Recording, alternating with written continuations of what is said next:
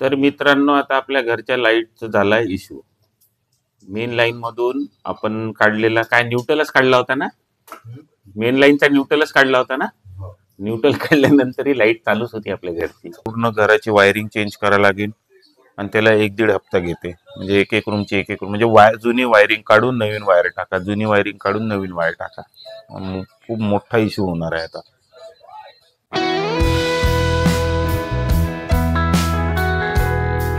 Maharashtra guys, good morning, welcome to my new blog. Guys आज मस्त पैकी एक नंबर वाला नाश्ता बनवून राहिला गाईज. ते काय बनत आहे चला तुम्हाला दाखवतो.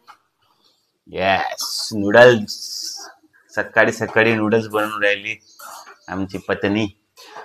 तर आता खायला मजा येणार आहे गाईज. रिदाची पण मजा आहे. मित्रांनो, आज रिदात तर घरी आहे. काहून आहे रिदात आज घरी तू? येस, आज रिदातला सुट्टी आहे. आणि तेच झालं गाईज, जे मी काल तुम्हाला म्हटलं होतं. सुट्टी दिली कलेक्टरनी आणि आज पाऊसच नाही होऊन राहिला. तर मित्रांनो, आता आपल्या घरच्या लाईटचा झालाय इश्यू. मेन लाईन मधून आपण काढलेला काय न्यूट्रलच काढला होता ना, मेन लाईनचा न्यूट्रलच काढला होता ना. न्यूट्रल काढल्यानंतरही लाईट चालूच होती आपल्या घरची. तर आता फॉल्ट चेक करून राहिले आमचे अविनाश भाऊ. सोबत आहे आपले महेंद्रा भाऊ आणि आपले वाविटकर भाऊ. हे सगळे चेक करून राहिले. फॉल्ट भेटून नाही राहिलाय. त्याच्यामुळे कदाचित आमच्या घरचं बिल जास्त येऊन राहिलंय. त्याच्यामुळे आता हे चेक करून राहिले. भेटते का माहित नाही आता इथं फॉल्ट, नाही तर पूर्ण वायरिंग चेंज करायला लागेल. आणि खर्चा आहे भाई अभी.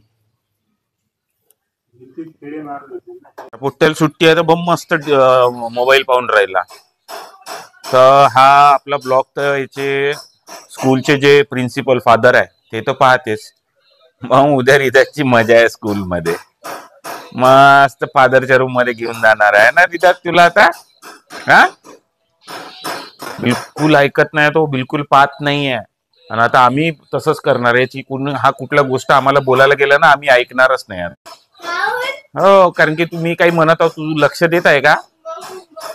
हा, किती बघशील? इलेक्ट्रिशियन वाल्यांना विचारलं मी तर ते असेच म्हणत आहे की आता अगर इन केस इथं आपल्याला अगर फॉल्ट भेटला नाही मीटरच्या मागं अर्थिंग कुठे जुडली आहे का म्हणून, तर मग आपल्याला पूर्ण घराची वायरिंग चेंज करायला लागेल आणि त्याला 1-1.5 हप्ता घेते. म्हणजे एक रूमची एक रूम म्हणजे जुनी वायरिंग काढून नवीन वायर टाका, जुनी वायरिंग काढून नवीन वायर टाका. खूप मोठा इश्यू होणार आहे आता. तर मित्रांनो, फायनली इलेक्ट्रिशियनना मेन फॉल्ट भेटला. तो मेन फॉल्ट कुठं कुठं होता ते मी तुम्हाला सांगतो. आता ते निघाले, आतापर्यंत काम करत होते गाईस. म्हणजे पूर्ण दिवस घालवला त्यांना. त्यांच्या बाहेर पण काम होतं त्यांना, पण त्यांनी पूर्ण दिवस घालून आपल्याला सर्व्हिस दिली. आपल्या आता ओळखीचे होते, घराजवळचे होते म्हणून त्यांनी एवढी सर्व्हिस दिली आपल्याला. तर कुठं कुठं काय काय इश्यू होता मी तुम्हाला सांगून देतो. तर गाईज, इथे जो पंखा होता इथे इश्यू होता. हे जे पीओपीचं लावलेलं आहे लाईट्स इथं इश्यू होते. तर आता याला पूर्ण डिस्कंटिन्यू केलाय. म्हणजे याला आता हे ऑन नाही होणार, याला बंद केलेले आहे. नेक्स्ट तुम्हाला आमचा मेन गेट दिसत असेल. हा जो गेट आहे या गेटवर हा एक पिल्लर आहे. इथे एक लाईट होता, पण सध्या आता लाईट नाही आहे. पण तिथं पाईप आहे आणि इकडे पण. तर दोन्ही साईडला जे वायरिंग होती तिथं पाणी घुसून तिथं इश्यू येत होता, म्हणून तो न्यूट्रल घेत होता तिकडला. आणि सेम इकडला पण जो गेट आहे ना इथं पण सेम तसंच होत होता. तर त्याच्यामुळे इतका म्हणजे कसा होतं, तो मेन लाईन जी जिथनं वरनं जे आपल्याला मेन लाईट मधून म्हणजे लाईन येते इलेक्ट्रिकची, तिथला न्यूट्रल काढल्यानंतर सुद्धा इथं लाईट चालू होती. म्हणजे कंटिन्युअसली करंट येत होता. जर मीटर मधला काढला तर बंद व्हायला पाहिजे. तर पण तसं नाही व्हायला पाहिजे नव्हतं, म्हणून त्याचं रिझन होतं आम्हाला बिल जास्त येण्याचं. तर थँक गॉड आता तो गोष्ट झाली आणि आता अर्थिंग बराबर राहिली. अर्थिंगचा इश्यू पण सॉल्व्ह झाला.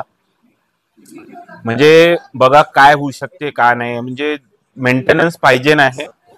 आणि आता आमच्या घरालाही खूप वर्ष झाले तसं तुम्हाला मी सांगितलंय, त्याच्यामुळे एवढा मोठा इश्यू झाला होता गाईस. दिवसभर लाईट नव्हती ना गाईस, म्हणजे लाईट चालू बंद त्याच्यामुळे टीव्ही बंद करायला लागली. तर रिदात आज दिवसभरात टीव्ही पाहिलीच नाही. 2-3 वेळा येऊन म्हणत होता, पप्पा झालं नाही का झालं नाही का. आम्ही म्हणत होतो जाऊन विचारून ये जा. जात होता त्यांना विचारत होता की चालू झालं का नाही, आता करू का नाही. पण आता फायनली झालं त्याचं. तरी त्यानं खूप पेशन्स ठेवले है ना रिदात. दिवसभर न बघितली ना, आहे ना, बंद होतं ना सगळं. गाईज आज पाऊस होता तर ईदाची बुट ओलेच राहिले, सुकलेच नाही. आता इथं ठेवतो सुकासाठी. आता दिवस रात्रभर सुकून जाईल. दिवस गेला गाईज याच्यामध्येच. आम्ही तरी है ना, बाबा कंटिन्युअस आमची इथंच उभे होते बघा, आताही करूनच राहिले आहेत. आम्ही थोडस बाहेर जायचं होतं मला नाईला, तर आम्ही दोघं जाऊनही आलो, तोपर्यंत काम व्हायचंच होतं. आणि आता सगळं ठेव ठाव करत आहे. आता तिथं सगळं होतं, आई झाडझूड करून राहिली आहे. म्हणजे पूर्ण आज दिवस त्याच्यातच गेला पूर्ण. हे बघा बाबाचं चालूच आहे काम, आईचे झाडू चालू आहे. पूर्ण दिवस गेला गाईस. गाईस जे अर्थिंगचा प्रोसेस होता ते फाइंड करायला काय इश्यू होता, कुठून म्हणजे डायरेक्ट करंट येत होता, ते करता करता इतका टाइम होऊन गेला. आणि त्यासाठी आम्हाला काय करायला लागलं होतं, सगळे जे फ्रीज एसी वगैरेचे सगळे प्लग काढून ठेवाल. आता तसं आमचा एसीचा प्लग काढून आहे. आईच्या रूमचा पहिले मी लावून देतो. आता हा आईच्या रूमचा प्लग लागला, आता आमच्या रूमचा पण लावून ठेवून द्यायला लागेल. भले आता यूज नाही आहे पण लावून ठेवायचं, आणि जेव्हा राहतं तेव्हा ऑन करून टाकायचं. आमचा पण काढून ठेवला होता एसीचा प्लग, हाही लावून टाकू. गेला का, नाही लागत. यस, डन झाला. आमच्या टूरचं सगळं झालं, म्हणजे आम्ही गाडी बुक केली, लोक झाले सगळे, जेवणा वगैरेचं सगळं झालं. थांब बेटा. आणि पण एक मेन गोष्ट नाही झाली ऍक्च्युली, जिथं आम्ही चाललो तिथं रश आहे, तर आता हॉटेल्स भेटणार का नाही. आता हॉटेल म्हणजे आम्ही सर्च करून राहिलो, पण आता रेट खूप जास्त पडत आहे. तर काय करावं काही समजून नाही राहिलं. तर बघू आता, तिथं वेळेवर गेल्यानंतर भेटलं तर ठीक, नाही तर गाडीमध्ये आराम करावा लागेल. बाकी फ्रेश इनफ साठी बघू, काही ना काही भेटूनच जाईल. आता तसंच टूर करायला लागणार, नाही तर थोडस बजेट टूर करायचं आहे सगळ्यांना, म्हणून मला वाटतं, म्हणून सगळ्यांचा तसा विचार आहे. बघू आता काय होतो, सोमवार तिथे गेल्यानंतर माहीतच पडणार. काहीच मला आता बाबा आणि आई सांगत होते की पैसे खूप कमी घेतले म्हणून, नाही तर एवढं सगळ्या कामाचे जवळपास 5-5.5 हजार रुपये घेते, पण आपल्याकडनं 3-3.5 हजार रुपये घेतले म्हणते.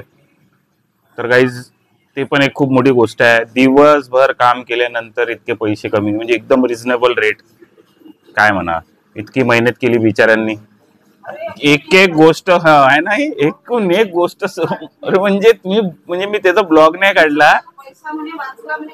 हो ना, हो ना, म्हणजे एकूण एक गोष्ट पाहिली त्यांनी घरच्या सारखी. एकूण एक गोष्ट सर्च केली, इकडे गेले तिकडे पाहत होते. ते ऍक्च्युली कसं आहे, आपलं जुनं काम आहे ना आधीपासून, त्यात वायरिंग वगैरे जाऊन होती.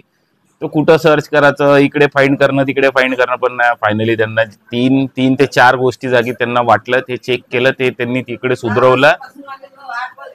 हो ना, 8 हो 10 ते 8:30 होते गाईस ते. आणि फायनली त्यांचे सक्सेस भेटला त्यांना, आणि तेही एकदम रिझनेबल रेट मध्ये. 3 जण काम करत होते गाईस बघा. तर मित्रांनो, आम्ही घरी नव्हतो, तर बाबांनी चहा करून दिला आहे ना. बाबा तुम्ही चहा करून दिला ना, चहा करून दिला बादशाही चहा.